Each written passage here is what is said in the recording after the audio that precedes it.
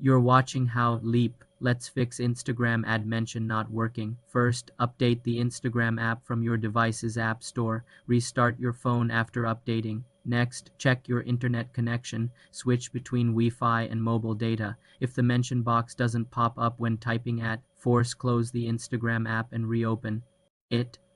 On iPhone, swipe up from the bottom and pause. On Android, open recent apps and swipe Instagram away.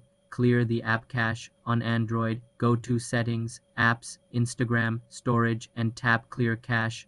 On iPhone, offload the app via Settings, General, iPhone Storage, tap Instagram, then offload app, and reinstall it. Also, ensure the account you are trying to mention is public or that you follow them. If it is private, you cannot mention accounts that have blocked you. For more simple computer tutorials, subscribe to the channel.